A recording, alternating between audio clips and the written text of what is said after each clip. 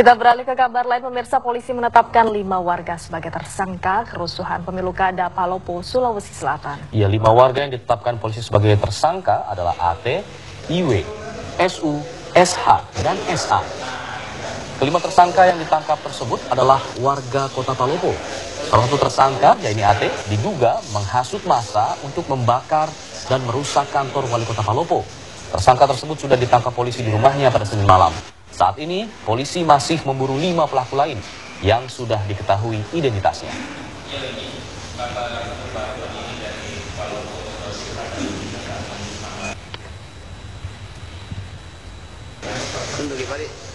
Ya pemirsa, bagaimana suasana terkini pasca kerusuhan yang terjadi di Palopo, Sulawesi Selatan? Kita akan langsung bergabung dengan rekan Budi Zulkifli yang sudah berada di lokasi untuk mengabarkan kabar terkini terkait di sana.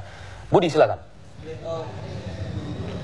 Ya, Alfad dan Yaomi, seiring dengan semakin kondusifnya situasi keamanan di Kota Palopo, hari ini para pegawai negeri sipil dan juga dibantu sejumlah pekerja dari pantauan kami mulai melakukan upaya pembersihan di lokasi perkantoran mereka yang sebelumnya dibakar oleh massa dalam kerusuhan yang terjadi pada hari Minggu kemarin pasca KPUD Kota Palopo menetapkan hasil pleno pemilihan wali kota Palopo.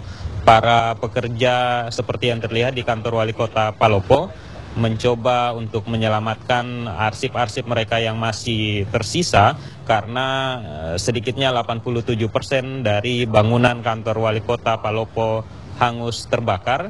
Dan menurut pengakuan para pegawai, banyak sekali surat-surat penting yang tidak bisa diselamatkan, dan ini tentunya membuat mereka akan mengalami banyak kesulitan untuk mulai membenahi arsip-arsip mereka. Pemerintah Kota Palopo sudah memindahkan aktivitas ke beberapa bangunan lain seperti di Balai Kota Palopo, di rumah jabatan Wali Kota Palopo, namun karena banyaknya bagian-bagian di kantor wali kota yang terbakar sehingga menyulitkan untuk bisa memenuhi semua aspek-aspek pelayanan publik. Dan terkait dengan bagaimana perkembangan terbaru penanganan keamanan di Kota Palopo ini serta penyelidikan yang masih terus dilakukan oleh aparat kepolisian, saat ini sudah ada bersama saya Bapak Endang Rasidin, Kapolres Palopo. Selamat siang, Pak. Selamat siang. Ya, Pak, saya tadi melihat di kantor wali kota Palopo, para pekerja mulai membersihkan, sementara di situ masih ada polis lain yang terpasang sebetulnya. Apakah olah TKP dan sebagainya itu sudah selesai di sana, Pak? Baik, ini hari ketiga setelah kejadian peristiwa di tanggal 31 Maret kemarin. Hari ini memang ada langkah-langkah lanjutan setelah kita melakukan langkah-langkah antisipasi preventif jangan sampai terjadi kembali, maka kami beserta aparat terkait untuk melakukan pertemuan mencegah terjadinya kejadian lanjutan. Kemudian untuk yang tadi dibersihkan di Pemkot itu memang hanya sebagian luarnya saja, sementara yang dalamnya tidak boleh disentuh karena masih dalam rangka olah TKP. Hari ini dan seterusnya kami sedang melakukan olah TKP dalam rangka mengumpulkan bukti-bukti peristiwa yang terjadi. Dan hari ini juga kami melaporkan Polres Palopo sudah mengungkap 5 pelaku, 5 tersangka yang dipastikan sudah bisa kita tahan. Ya, Pak, mungkin bisa dijelaskan lebih detail peran-peran dari kelima pelaku yang ditangkap ini. Apakah semuanya memang ditangkap saat kejadian kerusuhan itu terjadi atau bagaimana, Pak? Pelaku yang sudah kita tangkap ini terdiri dari 2 tempat kejadian. Yang pertama, 1 pelaku di kantor wali kota. Ini merupakan pelaku langsung yang melakukan pembakaran terhadap kantor wali kota. Kemudian yang 4 pelaku itu merupakan pelaku yang kita ambil di kantor Golkar. Peran-peran mereka ada yang bersifat menghasut, mengajak teman-temannya untuk membakar. Sekarang sudah kita amankan.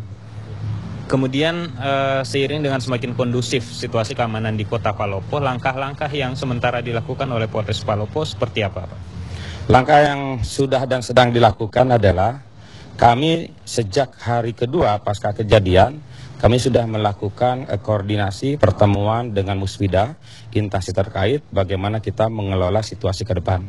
Kemudian yang kedua, dari aparat internal sendiri, Polri dan TNI sudah melakukan kegiatan-kegiatan penjagaan di titik-titik yang sudah ditentukan.